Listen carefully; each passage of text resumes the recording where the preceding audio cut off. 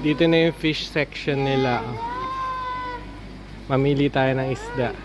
Ito platy honey yan. Pwede sa'yo yan. Subtropical to. So pwede to kahit malamig na tubig. Hindi na tayo mag-heater.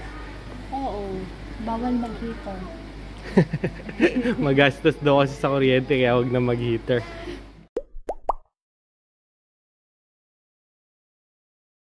Hello ulit po sa inyo. Welcome po ulit dito sa aquarium channel po namin ng anak ko na si Santi. Today po is pupunta kami ng Pets at Home para tumingin po ng shrimp, tsaka ng fish, tsaka po ng halaman na pwede nating ilagay dito sa aming tank. Nakaka 1 month na po tayo na hopefully na nitrogen cycle natin tong ating tank. At kasi wala nga tayong test kit, yung API test kit.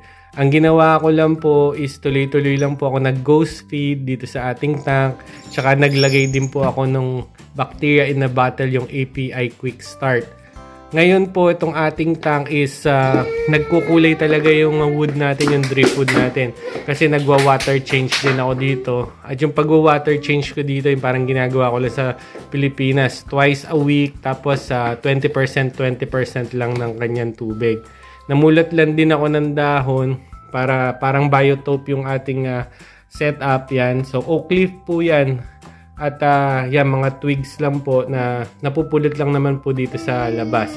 So hopefully makapaglagay na tayo ng livestock o ng halaman, tsaka ng shrimp, tsaka ng fish dito sa aming aquarium for today. Excited na kami dalawang mag-daddy. At least hindi lang aquarium na ganyan lang yung tinitingnan namin. At magkakaroon na siya ng buhay din sa loob. Pets at Home na tayo. Kaya tingin tayo ng isda dito. Hello. Say hi. Rabbit.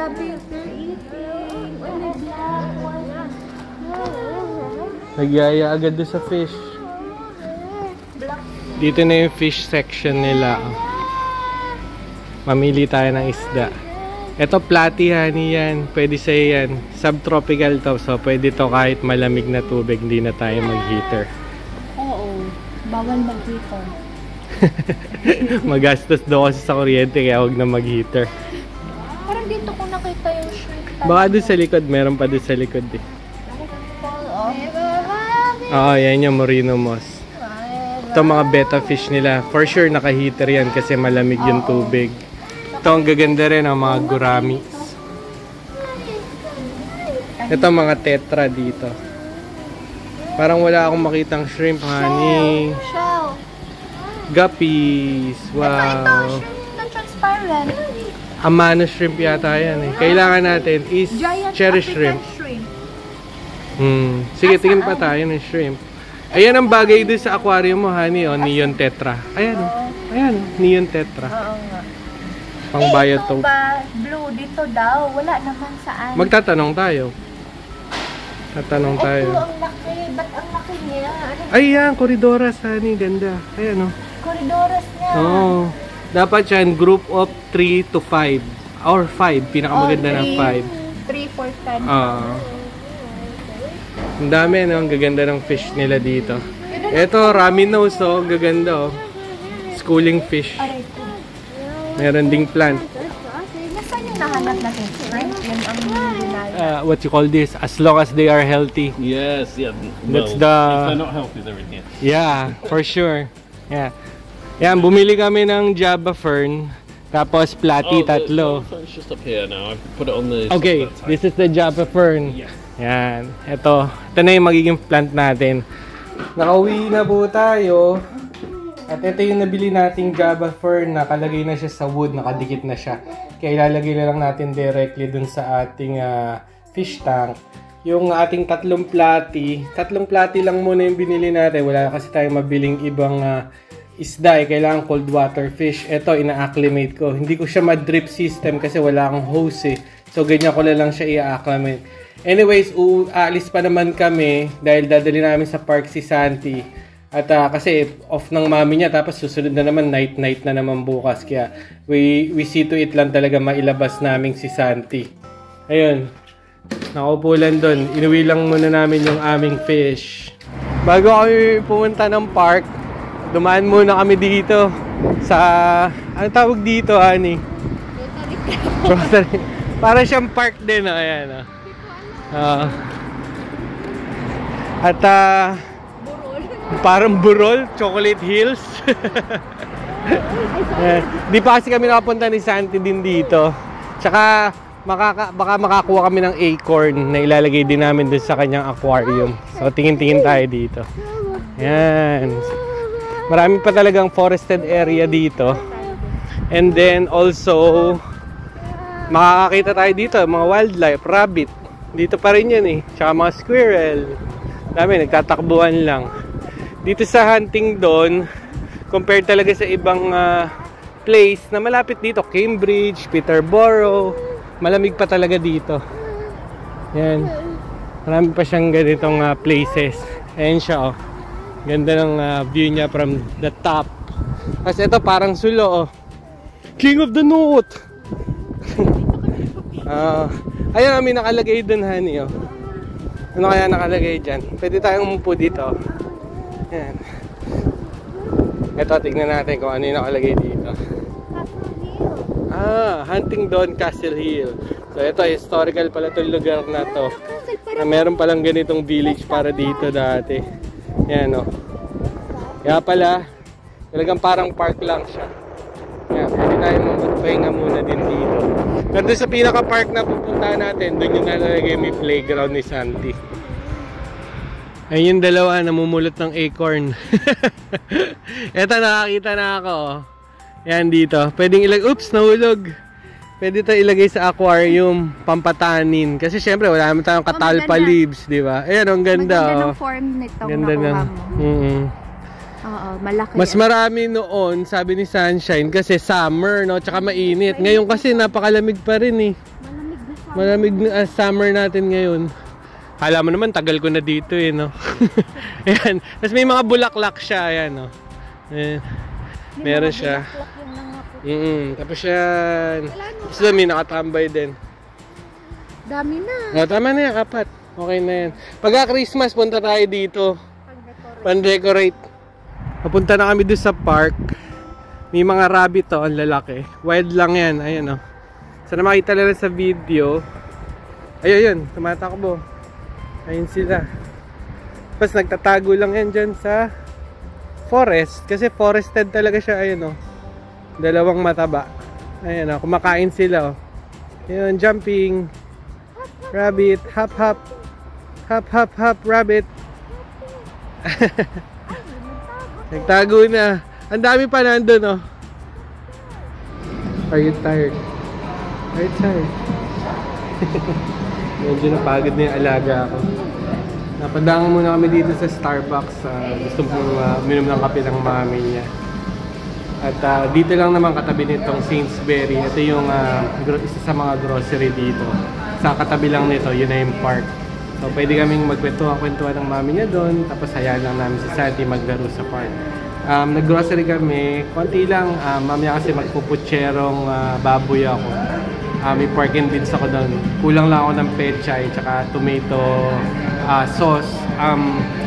Wala tayong saging na saba dito. Nagpunta kami dun sa Essential, yung parang Asian store. Wala rin ako nakitang saging na sabi. Nung galing tayo ng Pets at Home, yung bumili tayo ng isda, tsaka yung ating Java Fern. So, pagka-order ng mami niya, hayaan lang namin to si Santi para makapaglaro siya dun sa park. Go! 1, 2, 3, 4, 5. Okay. How about the here? Here, Santi. Here, go there. Up. Go up here. Here. Come on. Here. Go. Yan. Move. Walk. Move. Yan. So you go there.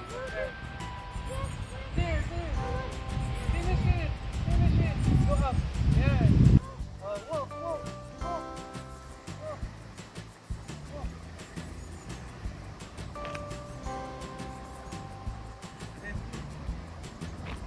Oh, look at where you're walking. Look at where you're walking. Ayaw tumingin. Oh, go up. The slide. Go. Up. Go. Up. Go up, you can do it. Oh, just be careful, ha?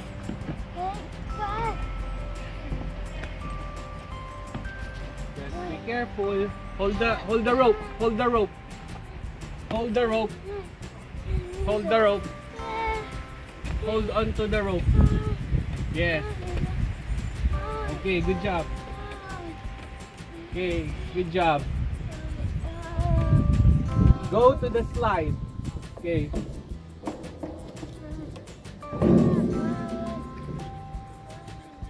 Go! 1, 2, 3! Sigurista. Pinipigilan yung bilis. Good job. Oh, kiss mo na si Daddy. Kaya muna kami. Dito na kami sa swing tatlo. Kasya naman kami. Si Santi, sarap ng pwesto. Oo, pumorma eh. Pumorma talaga sa Picture, ano? Yan, okay na yan. Lamig kasi sa tenga eh. Oo, baka yung leeg. Eh baka may ma-sore throat. Eh 2 buwan pa lang kami dito. Siyempre, mahirap yung hindi pa naman talaga tayo kumbaga sanay na sanay, di ba? Kaya iniingatan namin, di bale ng wag lang tayo magkakasakit. Pauwi na kami, na-acclimate na natin. More than 1 hour na yung fish, no? Nakauwi na kami. Santi, nanonood lang ng replay ng balita. Yan. Hindi na siya mahilig kasing manood ng mga cartoons eh. Kahit cellphone, ayaw niya na talaga eh. Yan, ganyan lang siya.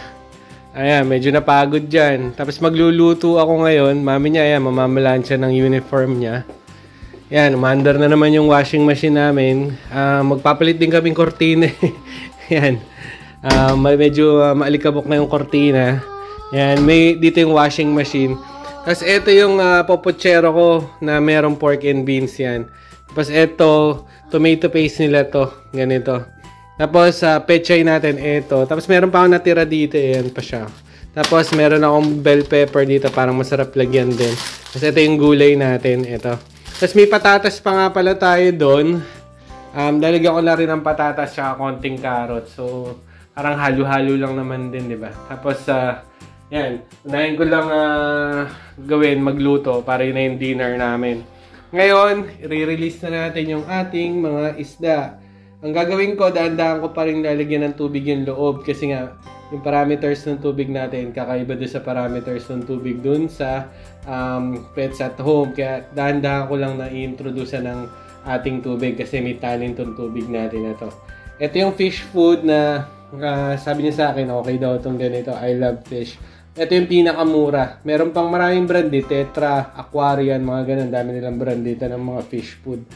Then, ito yung napulot natin na cone. Nakalimutan ko tawag tuloy. Yan, acorn, no, honey. Yan, acorn. Then, lalagay lang natin dito yan sa ating tank para magpapatanin din yan. Pagka sa susunod, mamumulot kami sa Christmas, di ba? Maganda ilagay dun sa bowl. Yan. So, i-release na natin yung ating isda. Hopefully, hindi sila ma-shock. Mabuhay natin sila. Katulad sa Pilipinas, maparami din natin sila. After 30 minutes, binutasan ko lang ng konti yung ating plastic para medyo dahan-dahan lang pumasok yung tubig ng aquarium natin dun sa tubig na galing dun sa pet shop. At napansin ko naman doon sa pet shop, bago sila talaga magbenta ng kanilang mga fish, kina-quarantine nila on medication nakalagay na ganun. Tapos nandun sa side, yun nga yung kaninang pinag-uusapan namin nung nag-video ko nakasama si Dan. Yan, sabi niya naka-medication yan, tinuro niya. Kaya yung nabili natin, hindi na siya naka-medication. So ayun yung isda, lalagay natin yung ating lid para magbukas na tayo ng tubig. Ng tubig tuloy. Magbukas na tayo ng ilaw para makita na natin yung ating mga isda doon sa aquarium. Yung nilagay nating pinulot natin doon sa park na corn, acorn, ganyan yata tawag dito, basta yan. Ayan, lumutang pa siya kasi para siyang wood eh. Yan, lulutang pa yan, pero pagka nababa dyan, sooner or later, bababa din yan. Mag-a-add din yan ng tanin dyan sa ating parang biotope tank na talaga siya. Yan. And then, maglalagay ako ng API Quick Start. So, yan yung ating bacteria in a bottle. At saka maglalagay ako nitong Flubal na water conditioner kasi may herbal extract siya para at least hindi ma-stress yung ating fish. Magkakaroon siya ng parang herbal dun sa kanyang scales, di ba? So, maglalagay tayo niyan. So, next vid natin ngayon, pagkalagay ko, bukas na yung ilaw. Mukhang maayos naman yung ating pag-acclimate. At yun nga, syempre naglagay din tayo ng Flubal na water conditioner. At meron yung herbal extract para at least hindi lalo ma-stress yung ating fish. Yung ating setup, yan, simple lang naman siya, yung Biotope tank. So sana tama lang yung ginagamit kong term kasi hindi ako aquascaper. So masaya naman kami dun sa kinalabasan ng ating tank. At simple lang naman siya. Yung bibiling ko nga palang liquid fertilizer, i-order ko lang sa Amazon. So, hindi mo na tayo gagamit ng Seeking Flores. Ibang brand yung bibili natin. Tapos, mura lang siya kasi 15 pounds lang siya. Tapos, 1 liter na yata siya. Yun, at binasa ko naman. Tapos, may mga review naman. Maganda naman daw yung liquid fertilizer na yun na gamitin sa tank. Yung ating Java Fern, 8 pounds lang natin nabili at nakalagay na rin siya sa driftwood. Dito kasi ang pangalan ng driftwood dito bogwood eh. Yan, bogwood. Tawag na. Hindi ko na siya aalisin. Hayaan ko na lang na diyan siya mas lumaki, diyan na lang siya mag-grow. Hayaan ko na siya diyan. At konti lang naman yung plants natin. Yan lang naman Java Fern eh. So okay na yan. Yan lang yung plants natin. Yan lang naman yung bubuhayin natin ng fertilizer. Unfortunately, hindi tayo nakabila ng shrimp at yun nga sa St. Ives pa. At magbabas pa kami para lang pumunta doon eh. Tsaka hindi ko alam kung saan doon yung ano tawag dito, yung pet shop doon. Pero doon daw talaga may Neo Caradina shrimp o yung cherry shrimp na blue, red, yellow, orange. Marami kasing kulay yan eh. Maganda kasi may shrimp sana din tayo, di ba? Diyan sa ating tank.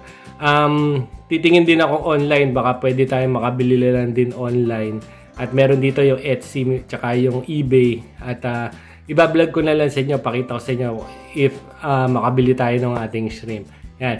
Salamat po nga pala sa panonood po dito sa vlog po namin ng anak ko na si Santi. At yan po, nag-aquarium ulit kami dito dahil yun nga, hobby namin din sa Pilipinas. Tapos nag-enjoy kami. Kung baka form of bonding na lang namin ng anak ko, di ba? Yan. Alam niyo naman ako, may autism. So, inintroduce ko lang siya sa mga bagay-bagay para at least maging independent siya. Tsaka malaki kasing tulong ng aquarium eh. Siya yung nagpapakain. So nagkakaroon siya ng chores, di ba? At yun nga, kahit din ako naglilinis dito, bibigyan ko yan ng walis, magwawalis eh. Yung mga ganun lang ba?